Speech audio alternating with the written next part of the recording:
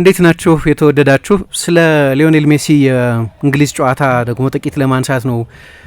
ሊዮኔል ሜሲ ለእግር ኳስ ብዙ ሰጥቷል። እግር ኳስ ለሜሲ ከሰጠችው እኩል ከሰጠችው በላይ ማለት ነው። ነገር ግን ምናልባት የሚቀሩ አንዳንድ ነገሮች ካሉት አንደኛው ከእንግሊዝ ጋር መጫወት ነበር። ለአርጀንቲናውያን ከእንግሊዝ ጋር መጫወት ባለው ብዙ ጥልቅ በሆነ ስሜታዊ ትርጉም ምክንያትና ሁልጊዜ በአርጀንቲና እግር ኳስ ውስጥ ከማራዶና ጋር ይነጻጸራል። እንደምታውቁት ንጽጽሩ ተገቢ ነው ተገቢ አይደለም ራሱን የቻለ ክርክር ነው። ግን ማራዶናን በአርጀንቲና ሚቶሎጂ ውስጥ በአርጀንቲና አፈ ታሪክ ውስጥ በቅርብ ጊዜ በጣም ጎላ ያለ ኩራት እንዲኖራቸው ካደረጉት ውስጥ በመሆኑ ምክንያት ነው ልዩ ቦታ የተሰጠው። ይሄ ጨዋታ ሴንቲሜንታል ትርጉም ያለው ጨዋታ ነው እና ለሜሲ ደግሞ በመጨረሻ በማንኛውም ጨዋታ በወዳጅነት ጨዋታ እንዲህ ባለ ሳይሆን በዓለም ዋንጫ ግማሽ ፍጻሜ ነው ከእንግሊዝ ጋር የተገናኙት እና በ39 ዓመቱ እጅግ በጣም አስደናቂ ብቃት በዚህ ጨዋታ ላይ አሳይቷል። ከምባኮ የተቻለው በዛ ምክንያት ነው እና አርጀንቲናን ደግሞ ከብራዚል በኋላ ከ1962 በኋላ ለመጀመሪያ ጊዜ ባክ ቱ ባክ የዓለም ዋንጫን ያሸነፈች ሀገር ሊያደርጋት 90 ደቂቃ ወይ 120 ደቂቃ ወይ የመለያ ፍጹም ቅጣት ምቶች ብቻ ነው የሚቀሩት ማለት ነው እና እንደ ጨዋታ ያው ጨዋታውን ብቻ በተመለከተ በሰራ ነው ፕሮግራም ላይ እንዳነሳ ነው ሁለት የተለያየ መልክ የነበራቸው አጋማሾች ነበሩ። አንደኛው አጋማሽ ያንን ግርድፍ ስሜት ያየንበት በተለይ በአርጀንቲና በኩል ከእንግሊዝ ጋር መጫወት ማለት እግር ኳስ ጨዋታ ለመጫወት መግባት ብቻ ሳይሆን ለመፋለም መግባት ማለት መሆኑን ያሳዩበትን አይነት በጣም ፊዚካሊቲ የነበረበት እግር ኳስ ጨዋታ ያላየንበት፣ ሁለተኛው አጋማሽ ግን ሜሲ የመራውን የአርጀንቲናን ከምባክ የተመለከትንበት ነው። አሁን ያንን የሜሲን ስሜታዊ ዋጋ በደጋፊዎች በኩል ማየት ይቻላል። እንግዲህ ለረጅም ጊዜ በቂ አርጀንቲና አይደለም ብሔራዊ መዝሙሩን እንኳ በስሜት አይዘምር ምን ሲባል ነበር። ግን ጨዋታው ከመጀመሩ በፊት የአርጀንቲና ብሔራዊ መዝሙር ሲዘመር ያየነበት ፓሽን እንኳን ሜሲን ጨምሮ ማለት ነው ለወትሮ ቀዝቃዛ በራድ ቁጥብ የሚባለው ጭምር ብሔራዊ መዝሙሩ ሲዘመር ያሳየውን ስሜት አይተነዋል። ያንን የአርጀንቲና ናሽናሊዝምን ያንን ብሔራዊ ኩራትን ያንን ሀገር ወዳድነትን በደንብ የሚያሳይ አይነት ነው። እንግዲህ አንድ ማጣቀሻ አድርገን ከገለጽ ነው ደግሞ እኛ በቴሌቪዥን የምናያቸው የአርጀንቲና ደጋፊዎች በሙሉ 99% ተወሰኑት 1% ላስቀር ብዬ ካልሆነ በስተቀር የሜሲ ስም ያለባቸውን መለያዎች ነው አሁን የሚለብሱት። ስለዚህ በአርጀንቲናውያን ቀልብ ውስጥ የያዘውን ስፍራ ይነግራቸዋል። ከእንግሊዝ ጋር ነው የተጫወቱት። የእንግሊዝ ደጋፊዎች የአሁኖቹን የኬንን የቤሊንገምን ደግሞ የራይስን ደግሞ የቀድሞቹን የጄራርድና የሩኒን አይነት መለያዎች የለበሱ ነበሩ። ሜሲ ግን ለሁሉም የአርጀንቲናውያን አሁን ትልቁ ከስተም ፖይንት እሱን የነበረው ደግሞ ማራዶናና ፔሌ ያደረጉትን የማድረግ እድል አለው። ቅድም የጠቀስኩት 62 ላይ ፔሌ ያደረገው ማራዶና ያደረገውን አድርጓል። እንግሊዝ ላይ ትልቅ ድል ሲያሳኩ የዛ ድል ፕሮታጎነስ ሆኗል፣ ዋናው ተዋናይ ሆኗል። ግን ፔሌ ያደረገውን የማድረግም እድል አለው። ፔሌ 58 የዓለም ዋንጫን ባሸነፉበት ጊዜ ገና በዛ ለጋ እድሜው ሃትሪክና 2 ጎል በግማሽ ፍጻሜና በፍጻሜ አስቆጥሮ ብራዚልን በታሪኳ ለመጀመሪያ ጊዜ ዓለም ዋንጫ እንድታሸንፍ አደረጋት። በ62ም አሸንፏል። ግን 62 ላይ የነበረው ሚና በጣም አናሳ ነው። ምክንያቱም አይ ቲንክ በሁለተኛው የምድብ ጨዋታ መሰለኝ የተጎዳው፣ ከዚያ በኋላ አልተመለሰም። የካምፖ አባል ነበር፣ የስብስቡ አባል ነበር፣ ግን በሚና ደረጃ የገዘፈ ሚና አልነበረውም። አሁን አርጀንቲና በለስ ቀንቷት ስፔንን አሸንፋ እንደ ሜሲ ሁለተኛ ሀገር ልትቆጠር የምትችል እና ብዙ ጊዜም ሁለተኛ ለብሔራዊ ቡድኗ ለማጫወት ብዙ ጥረት አድርጋ የምታውቅ ነች። ስለዚህ እንደ ቤቱ የሚቆጥረው ነው ስፔንን። ከአርጀንቲና ከኖረበት ዘመን በላይ በስፔን የኖረበት ዘመን ይበልጣል እና ሆኖለት ስፔንን አሸንፎ ዋንጫ ከወሰደ ፔሌ ካደረገውም የሚበልጥ ሊሆን ይችላል። ፔሌ 3 የዓለም ዋንጫ ወስዷል፣ ልክ ነው። በሁለቱ የዓለም ዋንጫዎች የጎላ ሚና ነበረው፣ ልክ ነው። ግን በተከታታይ ያንን በማሳካት ማለት የፔሌን ያህል 3 ፋይናልም ይጫወታል። 2014 ፍጻሜ ደርሶ ነበር፣ የውድድሩ ኮከብ ነበር። 2022 ላይ ለፍጻሜ ደርሶ ውድድሩን አሸንፏል፣ በድጋሚ የውድድሩ ኮከብ ነበር። አሁንም በድጋሚ የውድድሩ ኮከብ ነው እና ከድሉ በኋላ ምን ማለት እንደሆነ የምታውቁት ያሳየውን ስሜት አይኑን ባቅርሮ ከዛ ወደ ካሜራ ሄዶ ልክ ማራዶና የሚያደርገውን አይነት ስሜት በቅርብ ጊዜ የግድ ሁል ጊዜ ከማራዶና ጋር መነጻጸር አለበት ማለት አይደለም። ግን የአርጀንቲና ፉትቦል ፖስተር ቻይልድ የሚባለው እርሱ ነው እና ያንን አድርጎታል። የአርጀንቲና ደጋፊዎች መዝሙርን አይታችሁ እንደሆነ ኑ ከኔ ጋር ሁኑ ጓደኛ ታገኛላችሁና ከሜሲ ጋር ሜሲ ከእናንተ ጋር ወደ ድል ይመራችኋል የሚል መዝሙር ሲዘምሩ ነበር። አሁን በቃ በአርጀንቲና ደጋፊዎች ቀልብ ውስጥ በአርጀንቲናውያን ውስጥ ያለውን ስፍራ የሚያሳይ ነው። ግን ጨዋታው ላይ አንዳንድ ነገሮች ማንሳት ያስፈልጋል። መቼስ ሊዮኔል ሜሲን ልዩ ተጫዋች መሆኑን ያወቅነው ከ20 ምናምን ዓመት በፊት ነው እና በእኔ አገላለጽ ሊዮኔል ሜሲን ከ25 ዓመት በኋላ የምናደንቅበት አዲስ ቮካብለሪ፣ አዲስ ሀረግ፣ አዲስ ፍሬዝ የለንም። አሁን ሁሉንም በእግር ኳስ ለአንድ እግር ኳስ ተጫዋች ልንጠቀም የምንችላቸውን የአድናቆት ቃላት በሙሉ በትንሹ ባለፉት 17-18 ዓመታት ስንጠቀም ቆይተናል። ስለዚህ ስለ ሜሲ ያልተባለ አዲስ አባባል ማለት የሚቻል አይመስለኝም። ማለት የሚቻለው ሁልጊዜ ሰርፕራይዝ ያደርገናል ነው። ሜሲን አውቀነው ያበቃን ከመሰለን በኋላ ስለ አጫወቱ፣ ስለ ቴክኒካዊ ብልሃቱ፣ ስለ ጥልቅ ኢማጂኔሽኑ የእግር ኳሱ ዳቪንቺ ልትሉ ትችላላችሁ፣ የእግር ኳሱ ሞዛርት ልትሉ ትችላላችሁ፣ ቤቶቨን ወይ ሾፐንሃወር ወይ ምን የተለያዩ በሌሎች የህይወት ዘርፍ ከተሳካላቸው ረቂቃን ጋር እያነጻጸረን ብዙ አድናቆት ልንሰጠው እንችል ይሆናል። ግን ለምሳሌ አርሰን ቬንገር በ22 ዓመቱ ነው የምንጊዜ ምርጡ የእግር ኳስ ተጫዋች ነው ብለው የተናገሩለት። አሁን 39 ዓመቱ ነው። ከ17 ዓመት በፊት ብለውታል ማለት ነው። እና ለአንድ እግር ኳስ ተጫዋች የምንጊዜም ታላቁ ተጫዋች ነው ከሚል አድናቆት በላይ ልትሰጡ አትችሉም አይደለም። በቃ ሂዝ ዲ አልቲሜት ቤስት ማለት ነው። እና ብዙ ሰዎችም ብዙ ውብ አገላለጾችን እሱን በተመለከተ ተጠቅመዋል። እዚህ ጨዋታ ላይ ግን ከዚህ በፊት ያላደረገው ነው ልል አልችልም። ግን አዳዲስ ደግሞ ነገሮች አይተንበታል። ለምሳሌ የማሸነፊያውን ጎል ያቀበለው በቀኝ እግሩ ነው። ሜሲ አሉት ለምሳሌ በቁመት በጣም ረጅሙ ተጫዋች አይደለም፣ ግን በጭንቅላት ከተቆጠሩ ፌመስ ጎሎች መካከል አንደኛውን አስቆጥሯል። በ2009 ቻምፒየንስ ሊግ በሮም ከተማ ከማንቸስተር ዩናይትድ ጋር በነበረው ጨዋታ ሜሲ በጭንቅላቱ ብዙ ጎል አያስቆጥርም። ብዙ ጎል እንዲያስቆጥሩ አትጠብቁም። አጭር ነው። በብዙዎቹ ጨዋታዎች ላይ በሜዳ ውስጥ በጣም አጭሩ ፊገር እሱ ነው። ግን ከፌመስ በጭንቅላት ከተቆጠሩ የቻምፒየንስ ሊግ ጎሎች መካከል አንደኛውን ትልቁን ስቴጅ መርጦ ደግሞ በቻምፒየንስ ሊግ ፍጻሜ አስቆጥሮ ያውቃል።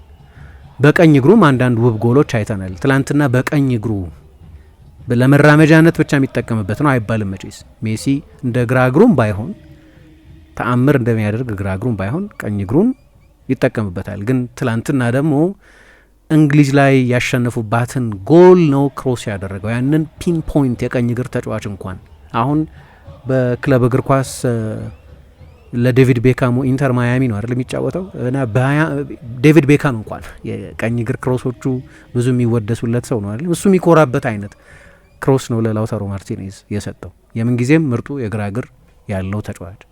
ከዛ ፓሶቹም በጨዋታ ላይ ያየናቸው በጣም አስደናቂ ፓሶች። እኔ አንድ ነገር ልበል፣ እዚህ ጨዋታ ላይ ሜሲ ያሳየው ፐርፎርማንስ ይልቁን በሁለተኛው አጋማሽ ያሳየው ፐርፎርማንስ እዚሁ የዓለም ዋንጫ ላይ ሃትሪክ ሲሰራ አይተነዋል አይደል።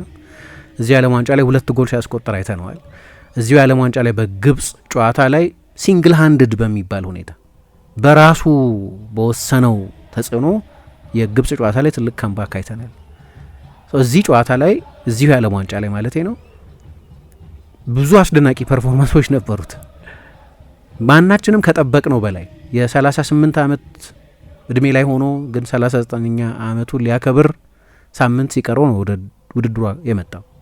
ምን መጠበቅ እንዳለብንም ግልጽ አልነበርም። በቅርብ ጊዜ በአውሮፓ እየተጫወተ ስላልነበርና ነገሬ ብለን የአሜሪካ ሶከር ሊግን ሜጀር ሊግ ሶከር የሚባለውን ከሃይላይቶች ከትንንሽ የቪዲዮ ክሊፖች ባለፈ ስለማናየው ምን መጠበቅ እንዳለብን ቢያንስ እኔ ምን መጠበቅ እንዳለብኝ እርግጠኛ አልነበርኩም። ሜሲን በተመለከተ ኦፍኮርስ ለአርጀንቲና ብሔራዊ ቡድን በጣም ጥሩ እየተጫወተ ነበር። አዎ፣ ግን ውድድሩ ሲጀምር ግን ሰርፕራይዝድ ለመሆን ዝግጁ ነበር በጥሩም ይሁን በሌላ እና ብዙ የሚደንቁ ጨዋታዎች አድርጓል በዚህ ውድድር ላይ። ከሁሉም የተሻለ የተጫወተው ግን ከእንግሊዝ ጋር ነው። በእኔ አስተያየት ሰብጀክቲቭ ሊሆን ይችላል።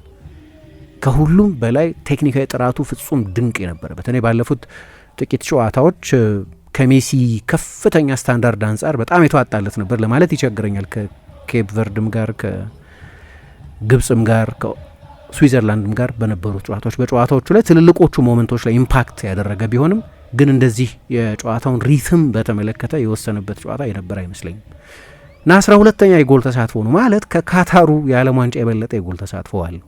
12 ጎሎች ላይ በቀጥታ ተሳትፏል። እነዚህ ለኤንዞ ፈርናንዴዝ እና ለላውታሮ ማርቲኔዝ የሰጣቸው ኳሶች በዚህኛው የዓለም ዋንጫ 3ኛና 4ኛ አሲስቶቹ ናቸው። እዚህ ላይ 8 ጎሎች አሉት። ልብ በሉ 2 የፍጹም ቅጣት ምቶችም ስቷል። 12 የጎል ተሳትፎ አለው። ያለፈው የዓለም ዋንጫ ላይ 10 የጎል ተሳትፎ ነው የነበረው። ቁጥሮች ሁሉንም ነገር እንደማይገልጹት ይገባኛል፣ ግን ቁጥሮች ጨዋታውን የምናይበትን ሁኔታ ያጠሩልናል፣ አይናችን የበለጠ ይነግረናል። ሜሲ እንደ ዋዛ ብዙ የእንግሊዝ ተጫዋቾችን እያለፈ እንደነበር በአይናችን በቪዥዋል ኦብዘርቬሽን ማየት እንችል ነበር። ግን ቁጥሮች ደግሞ አብዘርድ የሆነ እንግዳ የሆነ ደረጃ ላይ በ39 ዓመቱም ጭምር እንዳለ የሚያሳዩ ናቸው። ለምሳሌ 9 ድሪብሎች የተሳኩ ድሪብሎች ማለት ነው፣ የተሳኩ ድሪብሎችን አድርጓል። እንግዲህ ሜሲ ዲትራክተርስ የሚሏቸው ሜሲን ማሳነስ የሚፈልጉ ሰዎች ይኖራሉ። መቼስ ይሄ በሁሉም የህይወት ዘርፍ ላሉ ሰዎች የሚሰራ ነው። ለምሳሌ በቀዝቃዛ የስቶክ ምሽት መጥቶ ካልተጫወተ እኛ ካልፈተሽ ነው ይላሉ የእንግሊዝ ብዙሃን መገናኛዎች። ከምንጊዜም ታላላቆች መካከል እንዴት እንቆጥረዋለን? መለኪያውን የእንግሊዝ እግር ኳስ የሚያደርጉ ሰዎች አሉ። ፔሌ እነሱ ጋር አልተጫወተም፣ ማራዶና እነሱ ጋር አልተጫወተም፣ ቤከንባወር እነሱ ጋር አልተጫወተም። በፉትቦል ታሪክ አንደኛ፣ ሁለተኛ፣ ሶስተኛ፣ አራተኛ፣ አምስተኛ ያልን ከምንጠቅሳቸው መካከል ሮናልዶ ሊሆን ክርስቲያኖ ሮናልዶ ነው የተጫወተው። በሌሎቹ ሀገራት ሊጎች የተጫወቱ ናቸው አብዛኞቹ። ግን ሜሲን በተመለከተ ለምሳሌ በቀዝቃዛ የስቶክ ምሽት መጥቶ በብሪታንያ ካልተጫወተ ይሉዋል። በቻምፒየንስ ሊግ እያሳያቸው አርሰናል ላይ 6 ጎል አስቆጥሯል። በማንቸስተር ዩናይትድ ጨዋታ ላይ በሁለቱም ጨዋታዎች በቻምፒየንስ ሊግ ፋይናል ጎሎች አስቆጥሯል። ሊቨርፑል ላይ፣ ቼልሲ ላይ ምን ግን በቂ አይደለም። በእኛ ሊግ ደግሞ መጥቶ በስቶክም መፈተን አለበት የሚሉ ሰዎች አሉ። አይ ብሔራዊ ቡድኑን ገጥሞ አሳይቷል። እዚህኛው ጨዋታ ላይ 9 የተሳኩ ድሪብሎች አድርጓል። በ39 ዓመቱ 2 አሲስቶች ሰጥቷል። እና በአንድ ጨዋታ ይህንን ያደረገ ተጫዋች በሬከርድ ከ1966 ወዲህ የመጀመሪያው ተጫዋች 94 ጊዜ ኳስ ነክቷል። 4 ቁልፍ ፓሶች አቀብሏል። 3 የተዋጣላቸው ክሮሶች ነበሩት። 12 ዱዌሎች አሸነፈ። በጨዋታ ውስጥ በድሪብል አንደኛ ነበር። ግን በዓለም ዋንጫውን በአንድ ጨዋታ በዚህኛው የዓለም ዋንጫ 9 የተሳኩ ድሪብሎች ያደረገ ተጫዋች የለም። በጨዋታው ላይ ብቻ ሳይሆን በጠቅላላ በውድድሩ ላይ እንግዲህ አሁን 102 ጨዋታ ተደርጓል ከ104 ጨዋታ 2 ጨዋታዎች ነው የቀሩን። አንድ የተሸናፊዎች ፍጻሜ የሚባለው የደረጃ ጨዋታና ፍጻሜው። ማንም ተጫዋች በእነዚህ ጨዋታዎች ይህንን ያህል የድሪብል የተሳኩ ቮሊዩም አላሳየም። የተጋጣሚ ቡድን የፍጹም ቅጣት ምት ሳጥን ውስጥ በትላንትናው ጨዋታ ቢያንስ ከሱ የበለጠ ኳስ የነካ ተጫዋች የለም። ከሱ የበለጠ የጎል ዕድል የፈጠረ ተጫዋች የለም። 2 አሲስቶች 2 ሪከቨሪዎች ነበሩ እና በ39 ዓመቱ 7 ጨዋታ ተጫወተ አይደለም። አሁን አንደኛውን ጨዋታ ከዮርዳኖስ ጋር የተደረገውን ጨዋታ የመጨረሻውን 30 ደቂቃ የተጫወተው። እንዲያም ሆኖ ጎል አስቆጥሯል። ኦኬ፣ ግን እሱም ብቻ ያው ከመነሻው አልተጫወተም። የተቀሩ 6 ጨዋታዎች ላይ ከመነሻው ጀምሮ እስከ ፍጻሜው ተጫውቷል። በ5ቱ ማን ኦፍ ዘ ማች ሆኗል። 1 አይደለም፣ 2 አይደለም፣ 3 አይደለም፣ 4 5 ጊዜ። ይሄ እንግዳ አይደለም ወይ? አንዳንድ ተጫዋቾች የጨዋታ ኮከብ ሆኖ መመረጥ የሚያከራክርበት ጊዜ አለ። ለምሳሌ ፖለቲካል የሚመስል የሆነ የስፖንሰርሺፕ ና የሚመስል አሁን ግን የማን ኦፍ ዘ ማች የሆነባቸው ጨዋታዎች በሙሉ ተገቢ ነው። ለምሳሌ ጁድ ቤሊንጋም ከጋና ጋር በነበረው ጨዋታ ማን ኦፍ ዘ ማች ያሉት እና ፎቶውን ሲነሳ ሁሉ የማይገባውን ሽልማት እንደያዘ ሰው ነው ፎቶውን የተነሳ። ከዛ ከጨዋታው በኋላ ለእኔ ግን መሰጠት አልነበረበትም፣ አልተስማማበትም። የሜሲን ግን ኤቭሪ ሲንግል ማን ኦፍ ዘ ማች የተባለበትን ከአልጄሪያው እስከ እንግሊዙ ጨዋታ ድረስ ተስማሙበታላችሁ። 12ኛ አሲስቱንም ነው የሰጠው እና እንዴት ዲሳይሲቭ በሆነ ወቅት ላይ ያን እንደሚያደርገው የምታውቁት ከ12ቱ 10ሩ በጥሎ ማለፍ ጨዋታዎች ላይ የተደረጉ ናቸው። የወቅታ ቁጥር ነው ይሄ። 11 ተከታታይ የዓለም ዋንጫዎች ላይ በዚህኛው በዛኛውም የዓለም ዋንጫ ያለማናጠብ በእያንዳንዱ ጨዋታ ወይ ጎል ወይ አሲስት ነበር። በ11 ጨዋታ 18 የጎል ተሳትፎ ነው። ከ1970 በኋላ በአንድ የዓለም ዋንጫ 12 ቀጥተኛ የጎል ተሳትፎ ላይ የደረሰው የመጀመሪያው ተጫዋች ነው። ገርድ ሙለር ነበር 1970 የዓለም ዋንጫ ላይ 13 የጎል ተሳትፎ የነበረው። ስለዚህ ባለፉት 56 ዓመታት መሆኑ አይደለም። እና እግር ኳስ ለሚወድ እነኔ ፓሽኔት ለሆነ ሰው ቃል ያለቀ ስለሚመስለኝ፣ ሱፐርላቲቭ ያለቀ ስለሚመስለኝ ሌላ ጊዜ ሌላ ሰው ያላለውን አዲስ ፍጹም ያልተባለ ነገር ልል አልችልም። ግን ድንቅ ነው።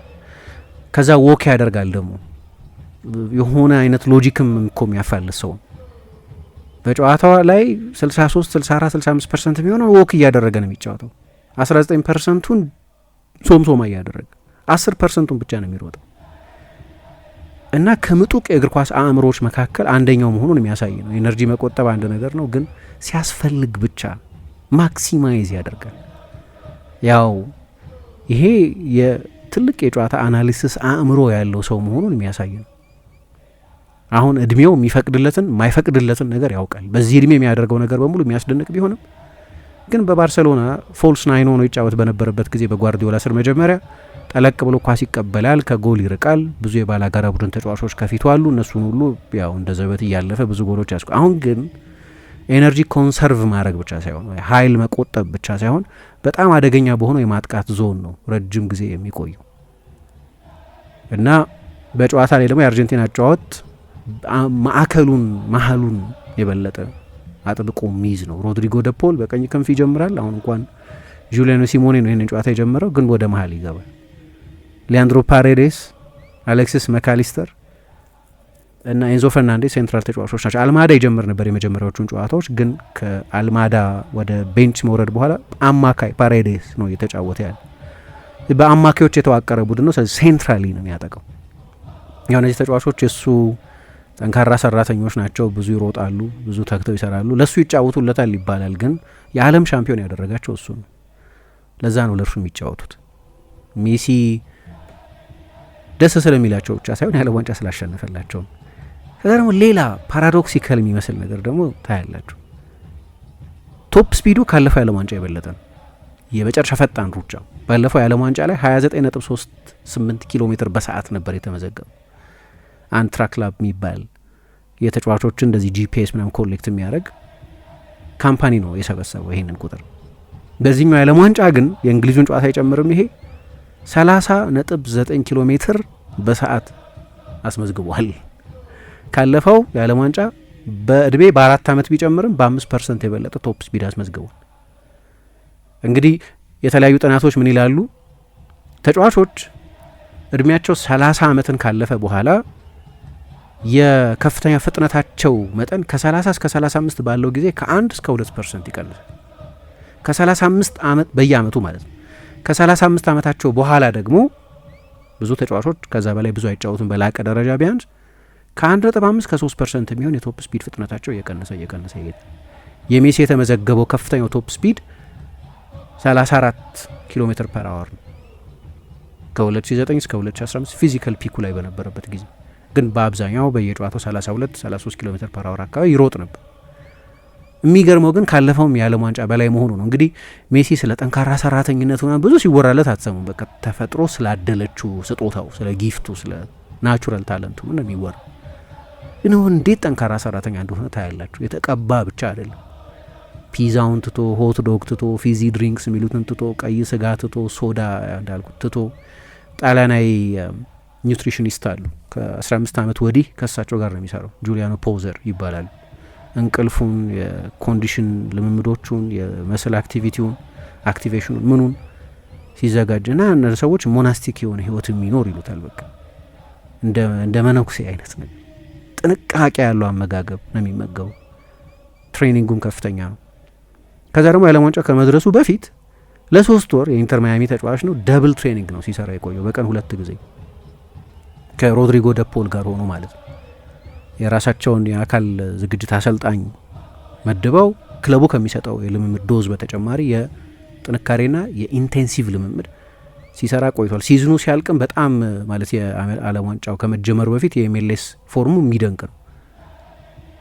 በ7 ጨዋታዎች ነው 5 ጎልና 7 አሲስት የነበረው ሮድሪጎ ደ ፖል እንግዲህ በልምምዶቹ ላይ የሚጎዳኘው የቅርብ ጓደኛውም 2 ጎሎችና 2 አሲስቶች ነበሩት በመጨረሻዎቹ ጥቂት ጨዋታዎች ላይ እና እሱም ብዙ አይነሳለትም። ሜሲ ሲባል ስፔሻል ክህሎቱ ብቻ፣ ቄንጠኛ ጨዋቱ ብቻ፣ ምትሃቱ ብቻ ነው የሚጠቀስለት እና ደግሞ ወክ ያደርጋል።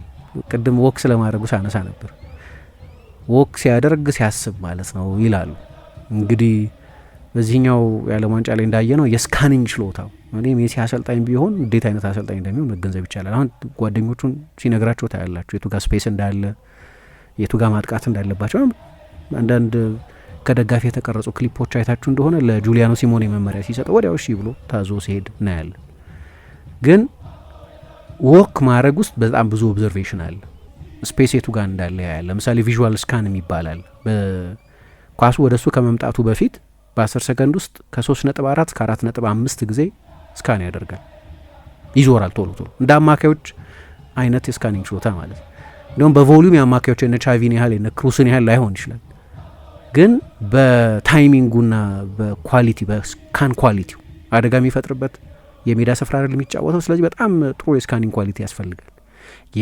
የተጋጣሚ ቡድን ተጫዋቾች ፖዚሽኒንግ፣ የራሱን ተጫዋቾች ቦታ፣ ከኋላው ያሉትን ከፊቱ ያሉትን በሙሉ ቶሎ ሜዳ ውስጥ ያሉን ሲቹዌሽን ስካን ማድረግ ይጠይቃል እና ኳስ ከመምጣቱ በፊት ከ10 ሰከንድ ቀድሞ ከ3.4 እስከ 4.5 ቪዥዋል ስካኖች አሉት እና በዓለም ዋንጫው በብዙ የማጥቃት ሜትሪኮች ላይ ምርጡ ተጫዋች ነው እና ሜሲን በተመለከተ ለእኔ በጣም አስደናቂ ዓለም ዋንጫ ያሳለፈ መሆኑ ለሁሉም ሰው ግልጽ ነው። ግን ያልተደረጉ ነገሮችንም አድርጓል። እንግዲህ ማራዶና በ33 ዓመቱ ነው ወደ ዩኤስኤ 94 የመጣው ወደ ዓለም ዋንጫው የመጣው። የዓለም ዋንጫው ላይ መካተቱ ሁሉ ብዙ ውዝግብ ፈጥሮ ነበር እና ውድድሩም ተጀመረ። በዶፒንግ ቴስት ውስጥ ማን ነው ኤፌድሪን ተጠቅሟል ተብሎ ከውድድሩ ውጭ ሆነ። 33 ዓመቱ ነው።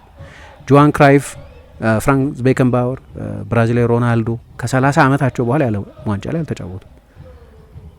ከ30 ዓመታቸው ላይ የዓለም ዋንጫ ላይ አልተጫወቱ።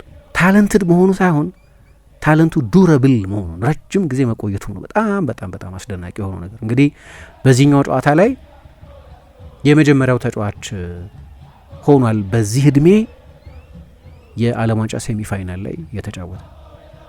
ከአውትፊልድ ተጫዋቾች መካከል ይህንን ማንም አድርጎት አያውቅም። ደግሞ ከፍተኛ ጎል አስቆጣሪነቱን እየመራ ነው። በብዙ በዚህ ዓለም ዋንጫ ላይ ባየናቸው ትልልቅ ተጫዋቾች ላይ ከዚህ በፊት እንደጠቀስኩት ለምሳሌ ምባፔ ዋናው የፈረንሳይ ጎል አስቆጣሪ ነው፣ ግን ዋናው ፈጣሪ ኦሊሴ ነው የነበረው። ሃላንድ ብዙ ጎል አስቆጥሯል ከነሱ ቀጥሎ ከሜሲና ከምባፔ ቀጥሎ፣ ግን ዋናው ክሬቲቭ ተጫዋች ኦዴጋርድ ነው። ሜሲ ፕሌሜከርም ነው ጨራሽም። ይህንን እያደረገ ያለው በ39 ዓመቱ ነው። በ39 ዓመቱ የቀኝ ክንፍ ተጫዋች ሆኖ እኮ አየን። እንግዳ አይደለም ወይ ይሄ? በጣም እኮ ስታስቡት የሚያስገርም ነገር ነው። እና በኤምኤልኤስ ያስቆጠራቸውን ጎሎች ለምሳሌ በመጨረሻዎቹ 5 ጨዋታዎች አሳሳልኩት 7 በ5 ጨዋታዎች 12 የጎል ተሳትፎ ነበር። ግን ኤምኤልኤስ ነው ዳዝማታ የዓለም ዋንጫ ላይ ትልቁ ስቴጅ ላይ መጣና ይህንን ማሳየት ጀመረ። 40 ዓመት ሊሆነው ተቃርቦ ነው እንዲህ እያደረገ ያለው እና ደግሞ ኢሞሽናል ሸክም እንደነበረበት ማሰብ አለብን። የአባቱ ህመም ከአልጄሪያው ጨዋታ በኋላ ለምን እንዳለቀሰ በኋላ ሲነገር ከአርጀንቲና ውጭ ላሉ ሰዎች ግልጽ ነበር የተለየ ተጫዋች የመሆኑ ነገር። ግን በአርጀንቲናውያንም ሳይቀር አሁን በአርጀንቲና ሳይቀር ምለው ከሁሉም በላይ አርጀንቲናውያኑ ናቸው አይደለም ሊወዱት የሚገባው የበለጠ ሊያገኑት የሚገባው እነሱ ናቸው። ምን ጥያቄ አለው? ግን ደግሞ እቺ ሁል ጊዜ እንደ ጥላ ከብዳ የነበረች ንጽጽር ነበረችው ከማራዶና ጋር የነበረችዋ ንጽጽር እና የቀረው ነገር የለም። ትልቅ አንድ የቀረው አቬኒው የነበረው የሚመስለኝ እንግሊዝ ጋር በነበረ ጨዋታ ደግሞ መግነን ነው። መቼስ እግር ኳስ ሁሉም 90 ደቂቃ አንድ አይነት አይደለም። የዛሬ 40 ዓመት የነበረው ጨዋታ ተፈጥሮና ባህሪ ሌላ ነበር። ግን ማራዶናዊ የሚመስል ተጽዕኖ ነው የነበረው። ሜሲዶና ብሎ ገልጾታል የሀገሪቱ ኦሌ የሚባለው ጋዜጣ። ልክ እንደዚህ አይነት ተጽዕኖ የነበረው ነው። ደግሞ ከላሚን ያማል ጋር ይጫወታል። እግር ኳስ ወደ አንድ ትልቅ ፉል ሰርክል ይወስደናል። ምክንያቱም 2007 ላይ 2007 የላሚን ያማል የተወለደበት አመት ነው። ለኮሜርሻል አላማ ተብሎ የተደረገ ነው። ግን ላሚን ያማልን ባዝ ሲያደርገው ሲያጥበው አየን። 2007 ላይ ሜሲ 3 አመት ወይ 4 አመት ተጫውቷል። ከዩቬ ጋር የነበረው ጨዋታ ላይ የዩቬ አሰልጣኝ ነበሩ ለባርሴሎና ቡድን የወዳጅነት ጨዋታ ላይ ሲሳተፍ ማለት ነው። ካፔሎ አዩት። እግር ኳስን በደንብ አብጠርጥረው የሚረዱ ሰዎች ወዲያውኑ ሜሲን የተረዱት እና ይሄስ ልዩ ነው ብለው ከዛ ጨዋታ በኋላ ነው ባርሴሎናን እንኳን ያነጋገሩት። ለእኔ ይሰጠኝ ይሄ ተጫዋች ማለት ላዘዋውረው ብለው ፋቢዮ ካፔሎ በእኛ ዘመን ከትልልቆቹ አሰልጣኞች መካከል አንደኛው አንድ ጨዋታ ነበር የበቃቸው። ከዛ በኋላ እድሜ ልካቸው ነው ሲያደንቁት ኖሩ ማለት ነው። ግን ደግሞ ከዛ ከፖርቶ ጋር ተጫወተ። የፖርቶ ስቴዲየም ሲመረቅ ለመጀመሪያ ጊዜ ከነ ሮናልዲኞ ጋር ምናምን የተጫወተ ያን ጊዜ ነው። ይሄ 2004 አካባቢ ነው። ላሚን ያማል ከዛ 2007 ላይ ነው የተወለደው።